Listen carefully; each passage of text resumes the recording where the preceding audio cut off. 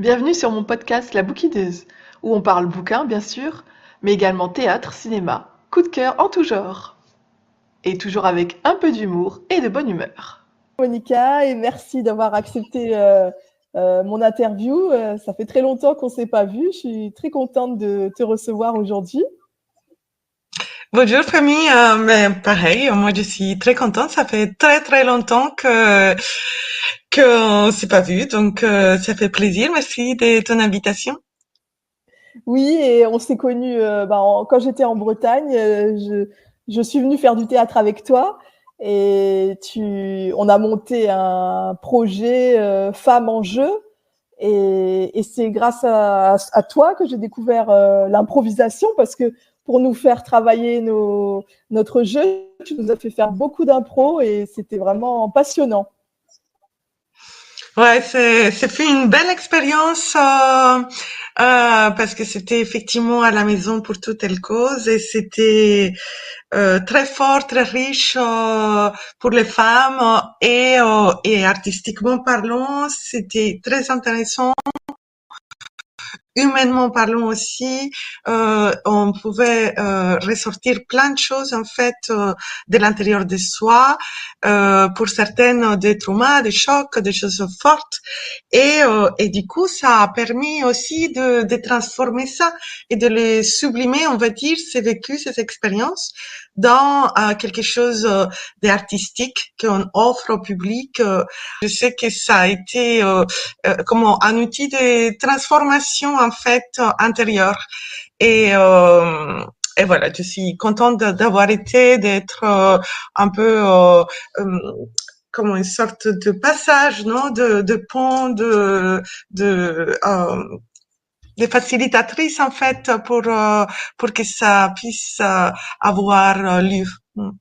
Oui, oui, projet sur les femmes artistes. Moi, je faisais George Sand.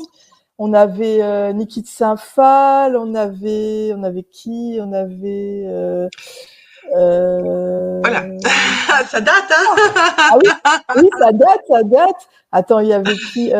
Agnès Varda, je Oui, crois. oui, Agnès Euh, Varda, ouais. Camille Euh, Claudel. Camille Claudel, oui, Oui. oui, oui. Et Et Kiki Kiki. Smith, Kiki Smith, Voilà, voilà. ouais, oui, oui. Ouais, il y avait un bon groupe parce qu'en fait, comment dire, le concept, c'était que chaque femme choisissait une femme artiste qui lui parle par rapport à sa vie, à son œuvre. Et à partir de là, il fallait vraiment faire un travail individuel pour collecter l'information, se renseigner et se nourrir en fait de sa biographie, de sa vraie histoire. Et pour certaines, c'était des femmes vivantes hein, et des artistes, des femmes artistes. Et après voilà, on improvisait.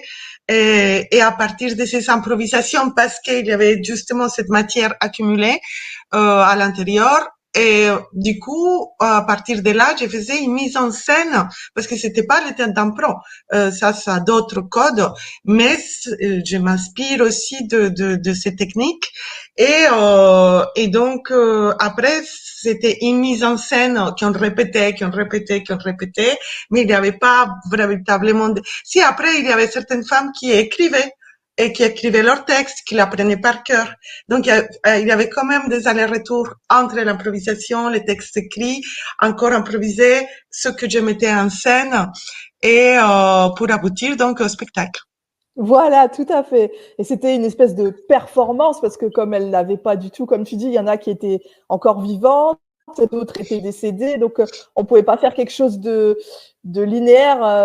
Et puis elles se connaissaient pas forcément entre elles, ces femmes artistes. Donc tu avais créé une espèce de performance où elles se parlaient entre elles. Enfin, c'était vraiment très intéressant. Et ça a bien plu Oui, d'ailleurs. Hein. parce qu'effectivement, il y avait aussi un dialogue entre les femmes de plusieurs périodes de notre histoire, y compris d'aujourd'hui. Et donc, c'était dialogue comme on dialogue à travers son œuvre et à travers sa vie en tant que femme artiste. Mm. Oui, c'est ça, exactement. Alors bon, alors on va passer quand même à ta présentation. Donc, tu es comédienne, mais est-ce que tu as toujours été comédienne? Quel est ton parcours? Est-ce que tu peux te présenter un petit peu? Oui, donc du coup, je suis donc Monica Campurtado. Je suis née en Colombie, à Cali. Et puis c'est vrai que depuis que je me souviens de moi, j'ai toujours voulu être actrice, comédienne. C'était quelque chose qui me parlait. Je voulais apparaître à la télé. Je m'entraînais devant le miroir pour avoir des émotions de tristesse, de pleurer. Alors j'avais 5, 6 ans, je sais pas, j'étais petite. Et donc c'était vraiment quelque chose comme ça d'ancré. Après, ma mère, elle allait beaucoup à l'église en Colombie, voilà. Et donc, j'avais fait du théâtre à l'église. Donc, ça m'a permis très vite d'avoir un public, on va dire. Et après, dès que j'ai pu finir mes études, je suis allée à Bogota pour étudier l'art dramatique.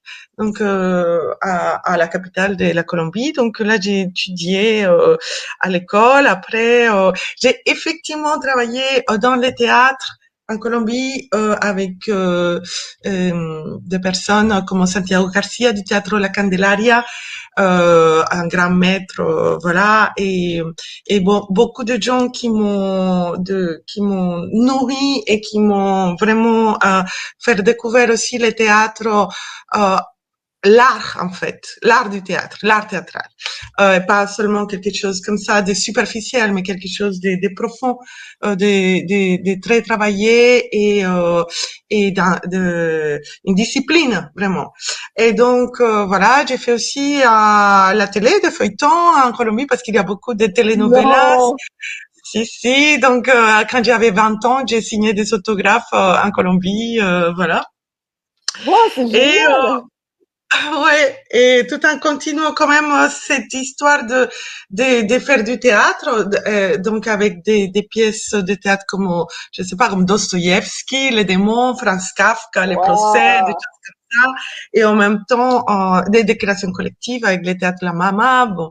Et donc, et après faire aussi de la télé, des choses c'est un autre langage aussi. Je fais aussi des petits rôles dans les cinémas. Bon, voilà. Donc c'était intéressant cette période. J'ai vécu quelques années à Bogota en faire ça, peut-être je sais pas, un petit peu plus de 10 ans. D'accord. Et après, je suis venue à Paris. Donc, hop, changement de vie. J'arrive Ah, en France. Et je parlais pas français à l'époque, donc je suis arrivée déjà bien adulte, hein, donc d'où mon accent, hein, que je peux pas changer, hein, je fais ah pas exprès. il est très bien ton accent. Merci. Et donc voilà, du coup à Paris, j'ai commencé à apprendre le français. Après, je voulais apprendre le français parce que cette culture un peu de Molière et le théâtre et en français, ça me faisait rêver.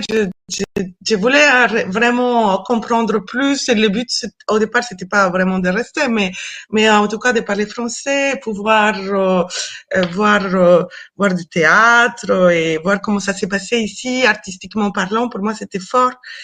Et donc, voilà, j'ai commencé à faire ça. Je travaillais un petit peu dans la restauration parce que pour gagner ma vie au départ et aussi faire des écoles. J'ai fait une école du théâtre donc à Paris, l'école internationale de Paul Weber et Blanche. Bon, ça date aussi.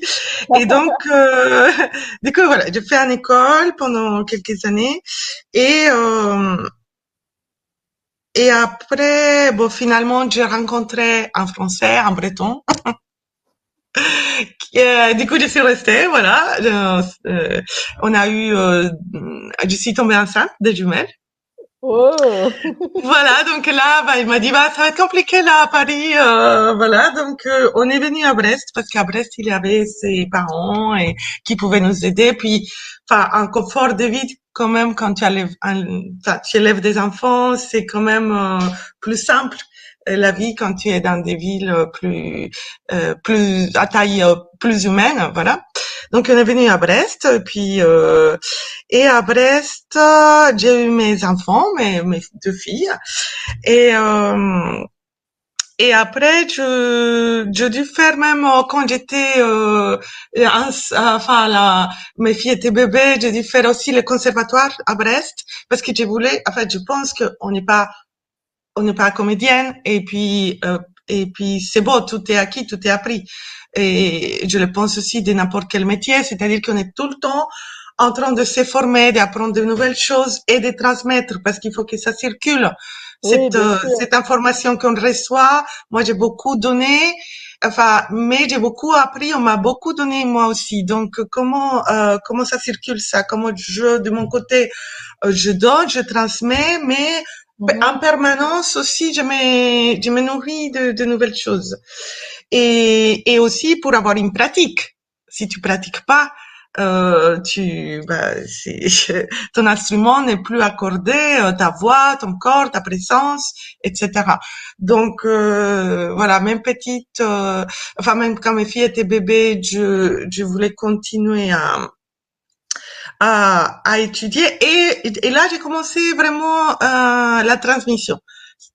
Parce que j'avais peut-être fait un petit peu avant, mais surtout quand j'ai commencé à Brest, je me suis dit bon là c'est bon, j'ai beaucoup reçu, c'est l'heure aussi de donner. Donc j'ai monté une compagnie théâtre, Mona Luna, et puis j'ai commencé à former des gens de tout âge, des enfants, des ados, des jeunes, voilà, des adultes. Et et au bout de quelques temps de ça, je commençais à travailler quand même la mise en scène et avoir un œil un peu expert parce que finalement quand tu es dedans, que tu vois tellement du théâtre, que tu en fais, etc. Bah à un moment donné, bah tu aiguises tes sens et Mhm. donc j'ai commencé à passer dès la formation aussi à la transmission et à la mise en scène proprement dite. Et du coup, mon activité de comédienne, je la continuais, mais elle a passé un peu en mineur. Et c'est la partie de metteuse en scène qui a, pendant toutes ces années à Brest, qui a pris, on va dire, les devants. Oui, c'est un peu l'accomplissement, hein, c'est logique, hein. Voilà, oui, tout à fait. Et donc, j'ai fait ça. Et après, par rapport à la compagnie, à Mona Luna, je me suis dit, bon, ok, je transmets les outils du théâtre parce que c'est des outils qui sont vraiment intéressants euh, pour tout le monde, je dirais, parce que ça te fait travailler la confiance en soi, l'affirmation de soi, savoir savoir comment est-ce que tu t'exprimes, et ça c'est très important, même si c'est pas pour aller sur la scène, mais même pour acheter une baguette de pain, pour oui, pour partager avec les autres, pour participer à des échanges, pour apprendre à, à, à discuter, parce que ça s'improvise pas. Et donc voilà, le théâtre a plein d'outils comme ça qui sont très intéressants. Et au bout de quelques années, quand même, parce que j'ai toujours comment dire, une sensibilité envers les femmes, les problématiques des femmes, et pas seulement des femmes, mais en fait tout ce qui est tout ce qui va pas bien dans le monde, ou tout ce qui, humainement parlant, on va dire, fait souffrir. Euh, et donc j'ai commencé à travailler avec des publics fragiles par exemple, à la Maison pour toutes, Elcos, j'ai travaillé avec des femmes qui avaient vécu, pas toutes, mais pour la plupart quand même, ils avaient vécu des violences, et souvent des cycles de violence, avec la famille, après les maris, le conjoint, etc. Bon, donc beaucoup comment dire, des choses des traumas, on va dire, qui sont là. Oui, Après, dans tout autre registre, j'ai commencé à travailler avec des personnes en situation de handicap moteur, d'accord. euh, parce que c'est des personnes aussi que, enfin, c'est pas les mêmes vécus, mais comment tu donnes la parole à ces gens-là qu'on veut pas voir, qui sont un peu invisibles, on va dire, parce Ouais, que c'est vrai, euh, ouais. l'handicap, ça choque un peu, du coup, on détourne un peu le regard. Et là, comment les mettre en scène, en fait, les mettre en lumière, et du coup, pour eux, c'est important. Ils sont en pleine lumière, ils peuvent s'exprimer, ils peuvent apprendre des textes, ils peuvent, enfin, voilà, à chacun à leur niveau par rapport à leur handicap, se dépasser et bon. Donc, j'ai commencé à faire du théâtre comme un outil qui fait du bien aussi, au niveau individuel, personnel, euh, pardon, Hum, à travers plusieurs techniques, par exemple le théâtre de l'opprimé. Et, Ah oui, je connais, ouais. voilà, donc c'est-à-dire que le storytelling, des techniques de storytelling pour hum, comment dire, pour les storytelling, c'est voilà comment tu racontes des histoires, comment tu racontes ton histoire aussi. Et avec ces techniques du théâtre de l'opprimé, du théâtre forum, de storytelling, de clown aussi, parce que c'est un dépassement de soi, du théâtre, de théâtre masqué aussi. Enfin, voilà, des choses comme ça. Comment tu peux finalement travailler avec des publics qui sont qui ont besoin finalement de ces approches, de ces outils pour se dépasser, pour aller mieux, pour vivre mieux. Et aussi dans la société, comment faire aussi pas de la politique, parce que la politique, c'est un mot que maintenant, même si tout est politique, c'est un mot qui maintenant est très déformé, voilà.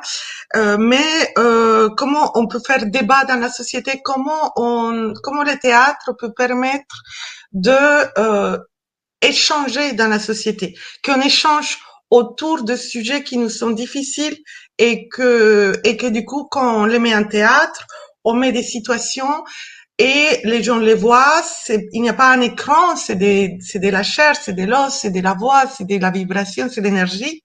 Et donc, à partir de ça, on peut discuter des sujets qui sont importants, comme je sais pas les droits des femmes, la laïcité, qu'est-ce que bon, voilà, plein de choses. Ah oui, je vois, ouais. Hmm. Du coup, on peut dire un petit peu que tu es devenue une artiste engagée. On peut dire ça, tout à fait, on peut dire ça. Oui, c'est sûr que je suis à un moment donné. C'est pour ça aussi que j'ai créé la compagnie Mona Luna, parce que quand tu es actrice, quand tu es comédienne, bah tu travailles aussi pour les projets des autres. Donc deux fois, bon, tu as besoin de vivre, tu travailles pour des projets avec qui tu n'es pas forcément très en face, bien aligné avec ça, mais tu dois manger, donc voilà, tu le fais. Et c'est vrai que Mona Luna m'a permis aussi j'ai une équipe de personnes qui croient dans mon travail, qui les soutiennent, qui voilà, au niveau de l'association. Donc ça c'est très important et je peux choisir, même si des fois ça m'arrive de travailler avec d'autres compagnies, mais j'ai choisi aussi les personnes avec qui je travaille. Ah, ça, c'est Et précieux, hein. ouais, et quand je travaille avec Mona Luna, bah du coup, bah c'est vrai que je mets en place mes propres projets et il faut que c'est du sens. Le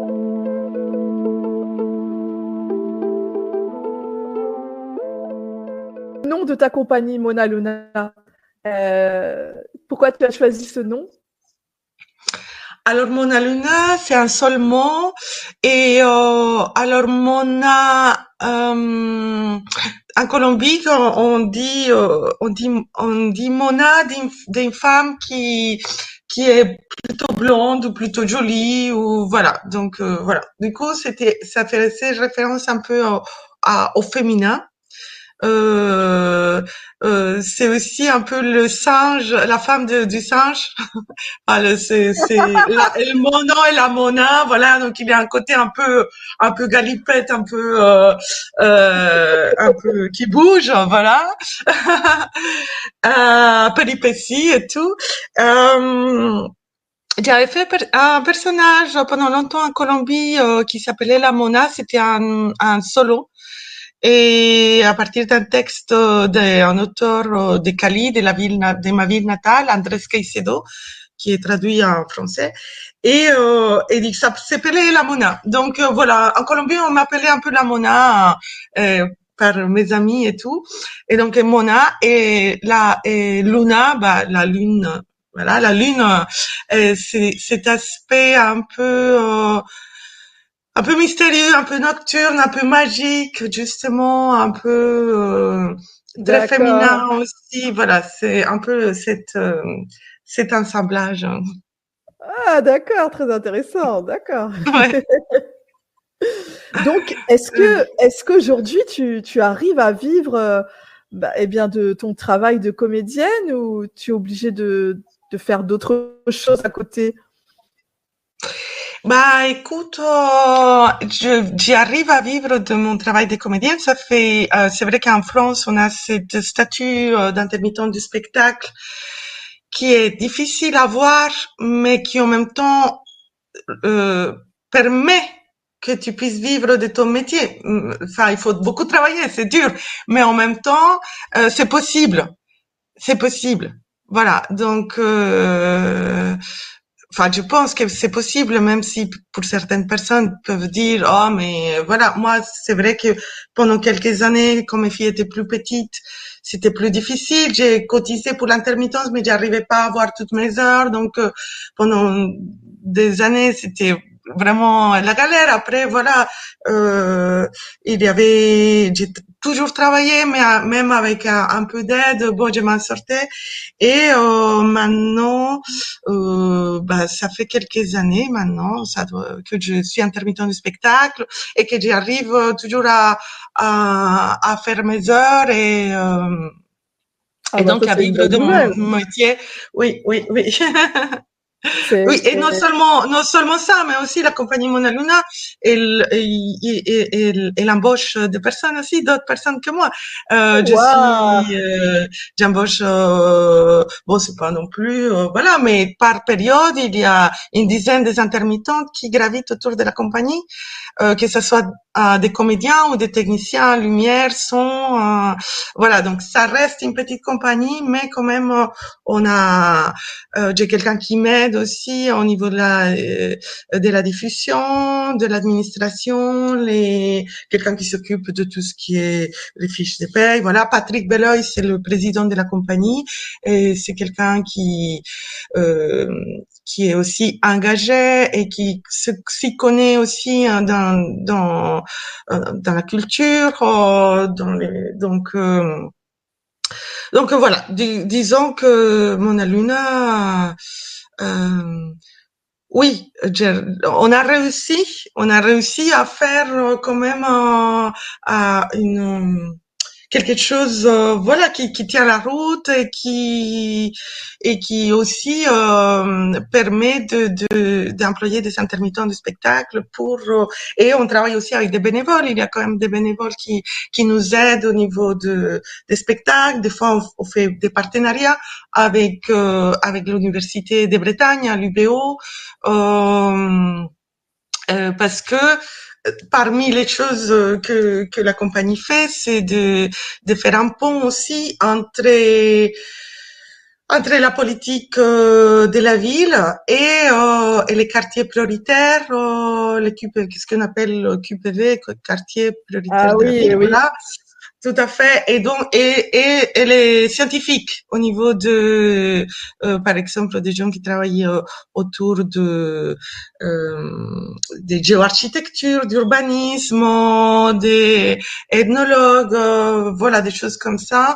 On travaille en lien pour être un pont et vulgariser en fait ces cultures scientifiques auprès de la population pour avoir des échanges et des collectes de paroles, par exemple, qui permettent aussi de faire avancer les choses au niveau politique, savoir où est-ce qu'on met les budgets, par exemple, pour faire des économies d'énergie.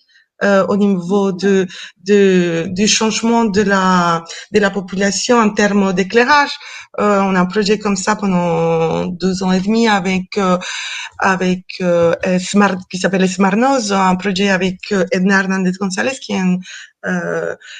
travaille à l'UBO.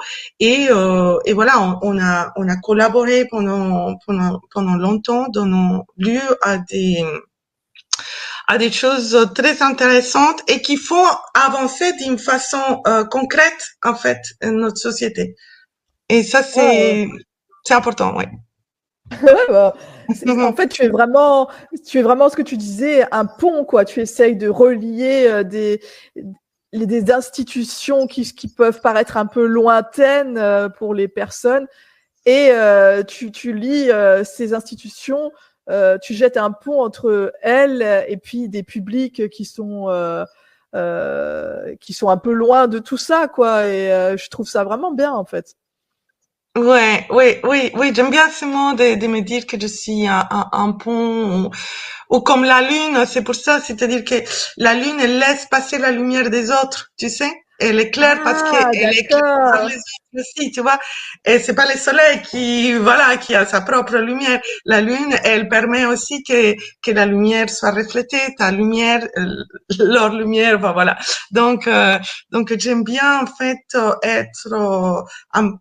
permettre ces prismes-là pour que ça soit, qu'on sorte un peu de ce,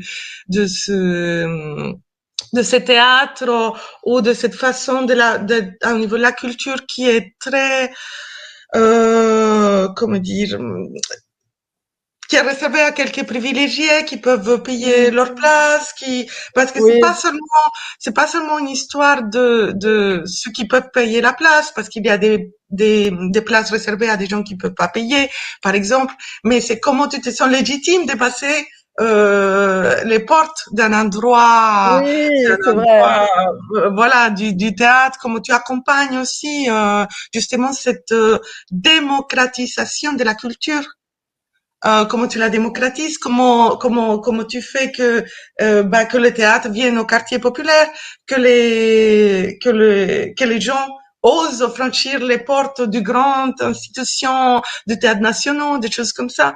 Et bon, ça c'est un travail à longue haleine, je dirais. C'est un travail qui n'est pas facile, qui demande beaucoup de temps, beaucoup d'énergie mais surtout beaucoup de cœur.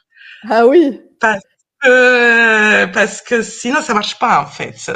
Ouais, ouais, bah oui, mais ça doit être pour toi, ça doit être une joie quand ça marche, quand ça fonctionne, quand tu vois des gens qui n'auraient pas franchi, comme tu dis, un théâtre, qui n'auraient pas osé franchir les portes d'un grand théâtre, qui viennent, et puis les publics comme tu disais, qui du coup s'expriment alors que ce sont des publics invisibilisés, comme les personnes handicapées ou voilà, comme tu disais, les publics, en fait, qu'on n'écoute pas, qu'on n'entend pas, toi, tu leur donnes une voix.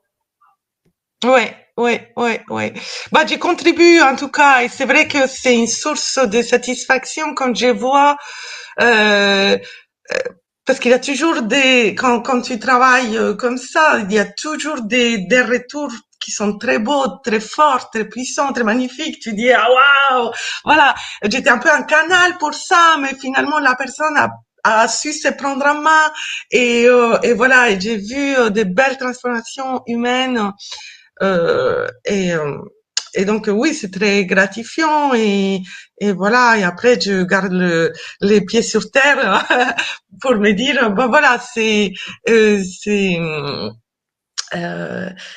c'est pas mon ego qui parle, c'est vraiment ça appartient à la personne. C'est aussi sa réussite parce qu'elle l'a saisi, et voilà, parce qu'elle a donné les Ah, pas de venir, d'ouvrir la porte, voilà.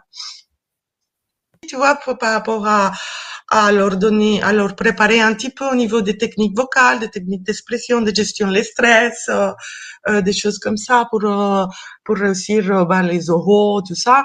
Et donc ça, j'ai fait aussi. Voilà, j'essaie de travailler avec plusieurs hum, types de populations. Même des fois les enfants, ça m'arrive, c'est mignon. Enfin voilà, je peux pas le faire tout le temps, mais des fois, ça, une fois par an ou deux, j'ai fait un stage pour les enfants. Ça fait du bien parce que c'est tout de suite, on n'est pas toujours, voilà, dans ces trucs-là où waouh, c'est lourd, c'est des choses, voilà.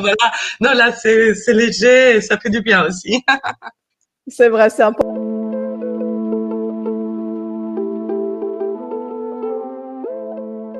Alors, avec ta compagnie, tu voyages ou tu restes en Bretagne ou vous allez faire des représentations ailleurs?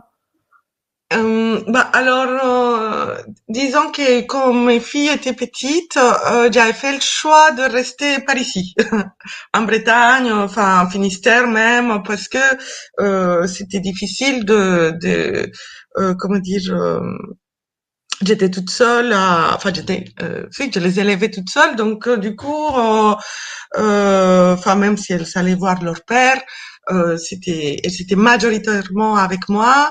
Du coup, c'était compliqué aussi de partir en tournée, tout ça. Donc voilà, j'ai choisi de rester quand même euh, présente pour elles le plus que je pouvais, même si au niveau du temps, pas autant, mais au moins en qualité du temps. Et parce qu'il fallait quand même, enfin voilà, les faire vivre aussi et financièrement, il y avait des périodes compliquées. Donc voilà, il fallait que je bosse. Et je suis restée par ici. Après, euh, des fois, on est sollicité pour aller un petit peu plus loin. Donc voilà, tout en restant en France, mais du coup c'est vraiment ponctuel. C'est pas genre de tournée, je pars enfin longtemps. C'était vraiment court. Et là, je suis en changement de vie à nouveau. Ah ouais? Oui, tu as les scoops. Super! Et ben, en fait, mes filles ont grandi. Voilà. Et maintenant, elles sont 19 ans. Ah, oh là là, le temps passe vite, hein?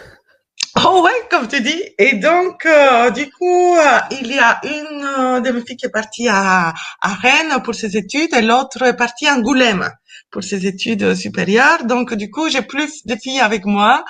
Ça fait 1 an, donc c'est un peu, ça a été une année difficile parce que c'est comme on dit en français, le syndrome du nid vide. Ah bah oui, ah, je comprends. C'est wow. Parce que voilà, du fils, ça occupe beaucoup la vie. C'est vraiment voilà. Et ça, plus ma compagnie, voilà, c'était un peu ma vie. Et là, mes filles partant, l'année qui vient de se passer, c'était du waouh. Bon, ma vie a changé, donc je peux pas continuer à faire les mêmes choses puisque ma vie n'est plus la Oui. même. Donc il faut que je fasse une actualisation de tout ça et que voilà. Donc j'ai décidé de bouger euh, et je vais être, je déménage, je suis en plein déménagement. Ah, Je vais en carrément. région parisienne, ouais. D'accord. Mais je garde quand même du travail parce que bon, je sais que j'ai envie, on va dire, que ça change, que ça bouge, peut-être que Paris c'est un moment de transition. Mhm. En tout cas, je laisse des projets artistiques et professionnels à Brest. Et donc, je vais être entre Brest et Paris. Et à Paris, pour l'instant, je sais pas trop ce que je vais faire, mais en tout cas, j'aimerais donner un autre élan à ma À vie ta carrière. professionnelle, à la Ouais. compagnie, voilà. C'est une nouvelle page qui se tourne en fait. C'est ça, c'est une nouvelle page qui se tourne et puis je pense que quand on sent qu'on doit le faire, qu'on a l'envie de le faire, il faut le faire. Il faut se lancer.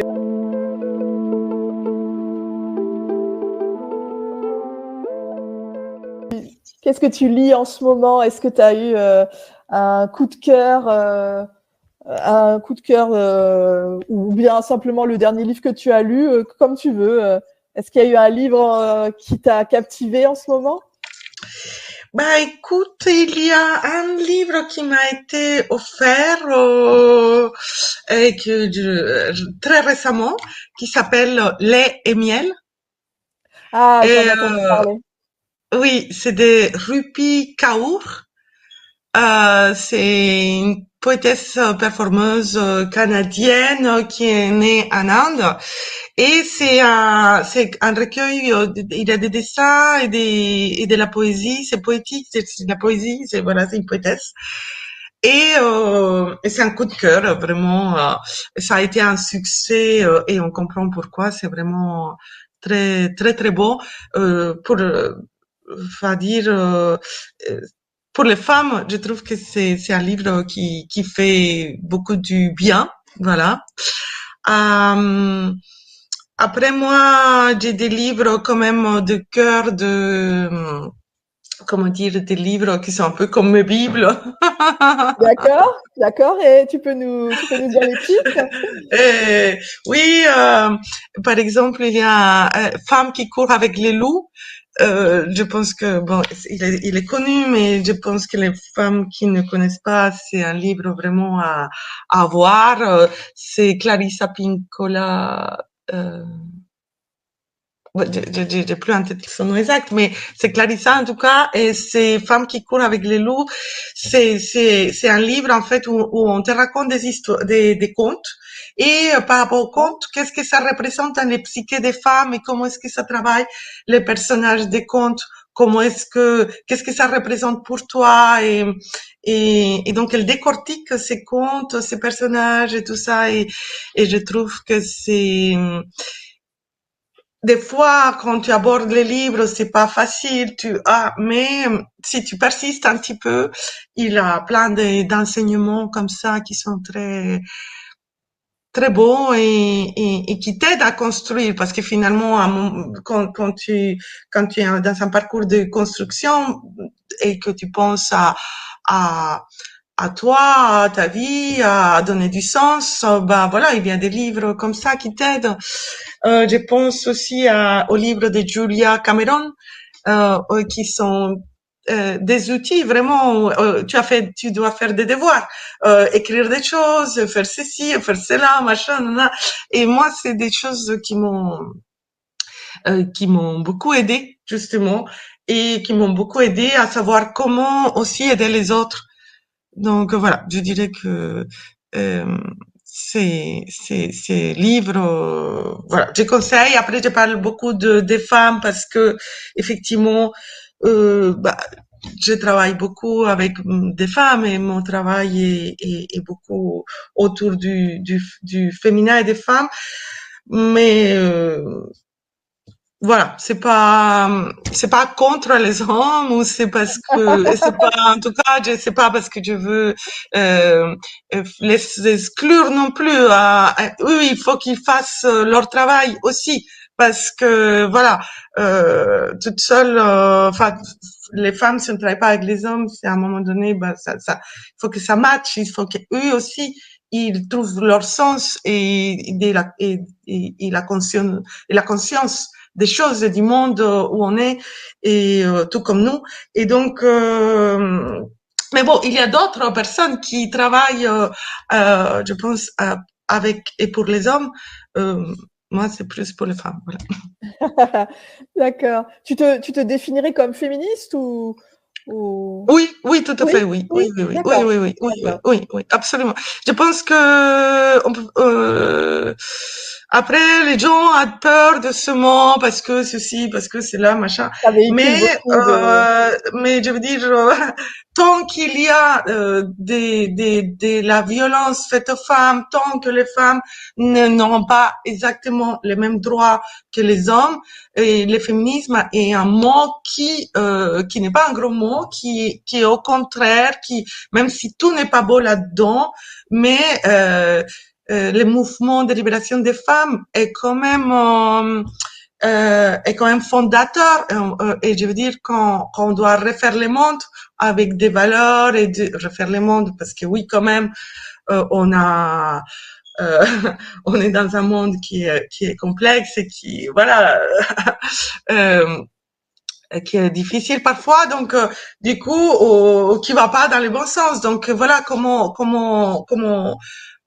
on va pas tout refaire. On peut aussi, même si toutes les idéologies n'ont pas tout bon, ne sont pas parfaites, mais il y a quand même des bonnes bases et il y a des Oui, très bonnes bases dans les idées féministes. Donc oui, oui, oui, tout à fait. d'accord. Et Et l'écoféminisme, par exemple, c'est très intéressant, oui, tu vois, de lier l'écologie avec le féminisme. Donc l'écoféminisme, ça existe, c'est un mot, ça a été, tu vois, aux États-Unis, il y a des femmes dans les années 60-70 qui ont travaillé sur cette idée-là et sur cette idée que voilà que exploitation du corps de la femme, exploitation de la terre, bah, c'est le même combat finalement, parce que c'est la lutte pas contre les hommes, mais contre les patriarcats et ce système qui nous oppresse, femmes et hommes. Donc voilà, dans l'écoféminisme, je pense qu'il y a vraiment des choses à, à saisir actuellement pour avancer. ah oui, c'est très intéressant.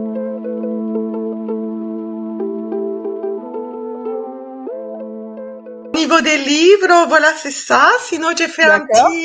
un petit rôle dans un film qui va Non, sortir en 2025 de Judith waouh, Davis. c'est super. Euh, Qu'est-ce que c'est quoi ce rôle? Vas-y, raconte-nous un petit peu. bah, en fait, Judith Davis, c'est une comédienne réalisatrice, elle fait du théâtre.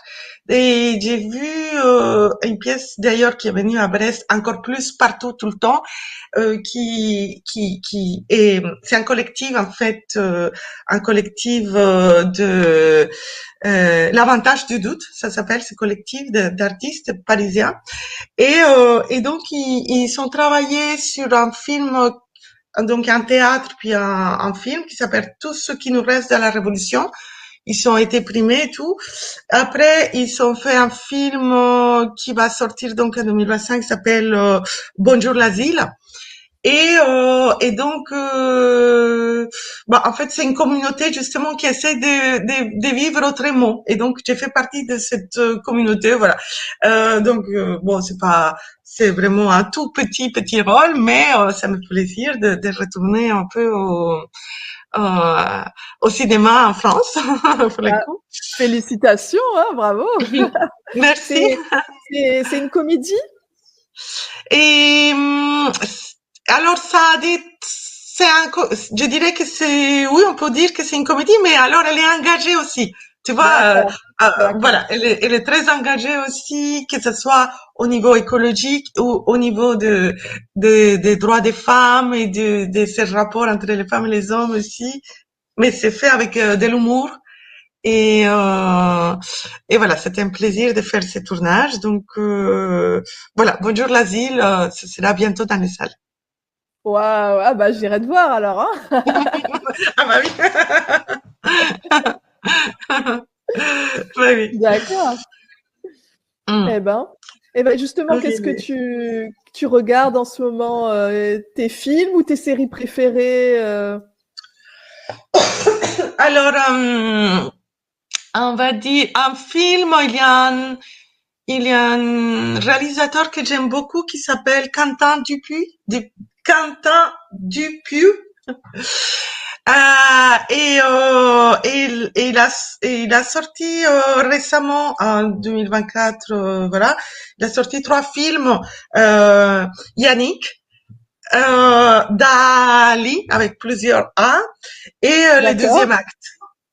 Et donc, ces 3 films, bah, ça parle un peu du même sujet, tu vois, il y a quand même une sorte de critique au théâtre, justement, tel qui est fait aujourd'hui, une critique aux acteurs, au cinéma, aux artistes, avec un grand A, voilà. Et c'est très comique, et moi, voilà, et en plus, c'est des films qui sont assez courts, ça dure 1 heure, 1 heure 10, et assez efficaces, voilà. Donc, récemment, j'ai vu ces films. Après, moi, j'essaie de voir des films quand même, des films cultes, parce qu'en ce moment, mes filles sont avec moi en vacances. C'est pas toujours la rentrée pour elles. Donc, on aime bien voir un peu comment dire, des films cultes, des chefs-d'œuvre qui ont vraiment Ah ouais. transformé les cinémas ou des séries. Euh, Par exemple, là, en ce moment, on est en train de voir une vieille série qui s'appelle La Quatrième Dimension. Et Ah oui. elle est très vieille, elle est en noir et blanc et tout. Et du coup, il n'y avait pas beaucoup de moyens techniques, mais donc les histoires, c'est un peu justement dans le scénario, dans l'histoire et comment ça se raconte, dans les jeux d'acteurs et tout. Et donc, je trouve que c'est assez bien fait pour les moyens qu'ils avaient à l'époque. Voilà. Et en parlant de cinéma, tu aurais envie d'écrire un scénario ou de passer derrière la caméra, d'être réalisatrice? Est-ce que ce sont des projets qui t'intéresseraient? Et bah sans doute. Bah, à vrai dire, à ce moment, j'ai un élan du cœur de retourner sur la scène, au plateau, au théâtre, ou au cinéma d'ailleurs. En tout cas, euh, d'être à nouveau plus comédienne que metteuse en scène voilà. Parce que je pense que pendant, bah, je sais pas, maintenant ça va faire 20 ans presque que je suis plus dans la mise en scène et voilà, donc j'ai besoin un peu d'un retour aux sources de mon art et donc j'ai envie de jouer. J'ai envie de jouer vraiment et j'ai envie aussi comment dire, mais j'ai envie de jouer des choses aussi avant, par exemple, on faisait beaucoup le théâtre sacré, tu sais, ses origines, tu vois, dans la Grèce antique, à Rome, Ah etc. oui. Et voilà. Et donc, de jouer, de retrouver en fait ces théâtres en jeu d'acteur aussi qui donne quelque chose de sacré à le spectateur. Voilà. Donc, comment est-ce que D'accord. ouais. Et donc, je pense que pendant quelques temps, j'ai surtout envie de ça. Et après, sans doute que j'aurai un retour à nouveau dans quelque chose de l'ordre effectivement, où ça pourrait, mais être très intéressant de le faire au niveau des réalisations vidéo, film, etc. En tant que réalisatrice. Ouais, mais bon, pour l'instant, je suis pas là. D'accord. Mais pourquoi pas vraiment à l'avenir parce que c'est effectivement, ça donnerait, c'est bien, je pense, de tester des choses. Une fois qu'on est dans son schéma, bah, en fait, il n'y a pas un seul petit truc. C'est bien d'élargir aussi, Oui, tout en étant faut aligné pas avec avoir son de limites. schéma, voilà, de tester, d'essayer, de faire un jour, bon, voilà. Oui, faut pas se créer des limites Voilà, quand tu es artiste, tu peux te permettre justement d'aller découvrir pas mal de choses tout en restant, comme tu dis, fidèle à soi-même. Oui, oui, oui, oui, tout à fait. Je pense qu'il faut pas trop se disperser non plus, mais avec tout son être, mais ne pas se contraindre à une seule chose, parce que souvent on est dans des étiquettes en fait.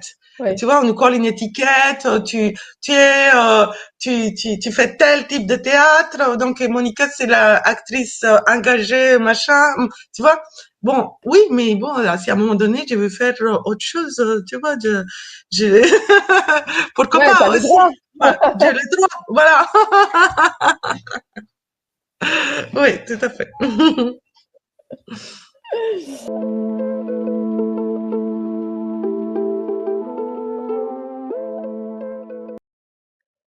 J'aurais encore deux questions. Quelle est la dernière pièce de théâtre que tu es allée voir? Et quel conseil donnerais-tu à des personnes qui voudraient devenir comédien, comédienne? Alors, Femi, la dernière pièce de théâtre que je suis allée voir, bah, c'était en Espagne, parce que j'y étais là pour les vacances. Donc, c'était au théâtre de la Badia, une pièce qui s'appelle Casting Lear, inspirée, ça y est, je passe en espagnol, dans les Rois Lear de Shakespeare. Le texte et la création, c'est d'Andrea Jiménez. Et, euh, et c'est une pièce autour du père, de la figure paternelle, du pardon et de la relation. En fait, l'autrice se sert de sa relation du roi Lear avec ses filles et principalement avec Cordelia. Et elle fait une sorte de voyage euh, initiatique pour pardonner son père dans sa vraie vie, on va dire. Mais il y a une distance, il y a un dispositif qui est assez original, c'est-à-dire que chaque soir, c'est un comédien professionnel, mais qui n'a jamais répété la scène, enfin qui n'a jamais répété avec elle, ni la pièce, ni connaît ce qui va se passer. Et du coup, il est un peu en impro et en improvisation. Il sait voilà, de quoi il s'agit, mais voilà, chaque fois, elle change d'acteur. Et bon, j'ai eu la chance de tomber sur un acteur qui était très bien. Et ça donne quelque chose d'assez intéressant sur le plateau. À un moment donné, c'était drôle parce qu'il a dit, bah, en fait, ça, c'est du théâtre psychologique.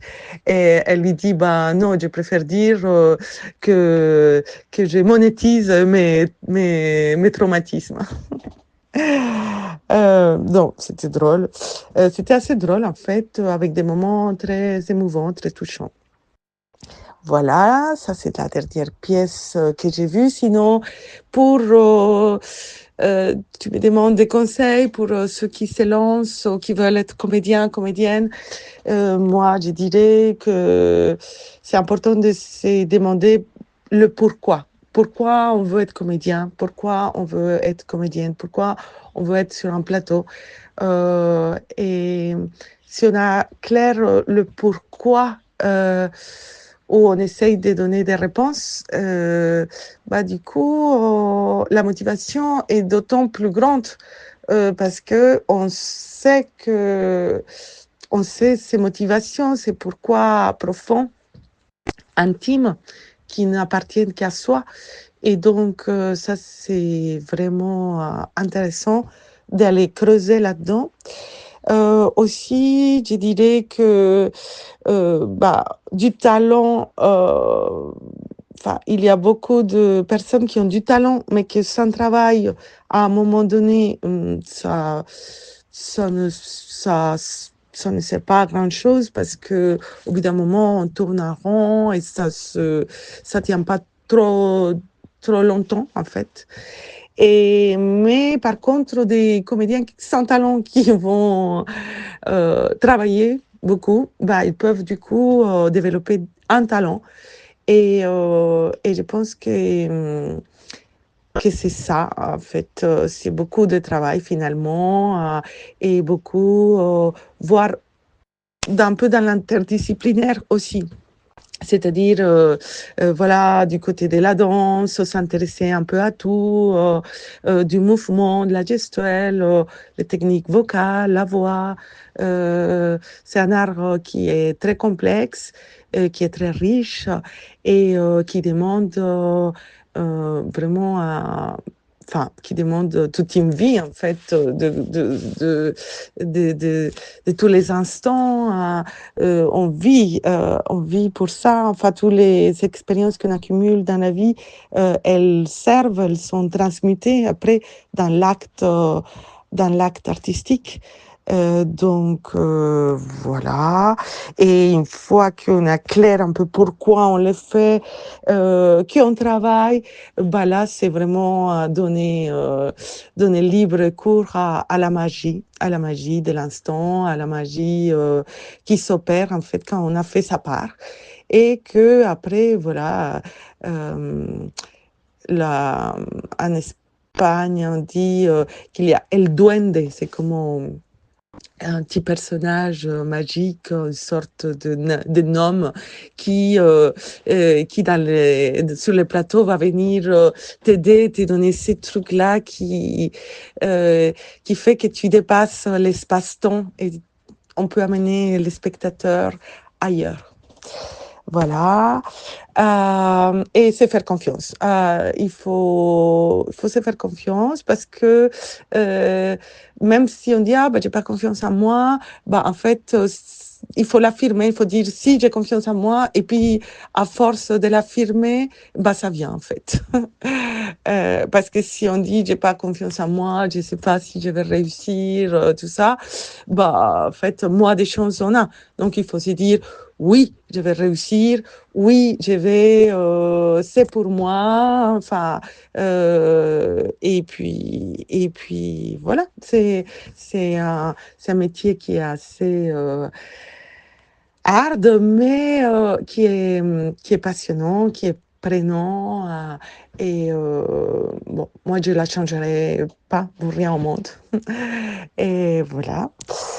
Et sinon, j'ai dit au revoir, j'ai dit au revoir à ceux et celles qui nous écoutent. Je vous fais un câlin comme ça, numérique, comment dire, par les ondes de la voix et du podcast. Et je vous souhaite plein de bonheur et du théâtre dans vos vies, parce que le théâtre, c'est essentiel. Merci. Au revoir, famille. Merci pour votre écoute. À très bientôt sur La Bouquineuse.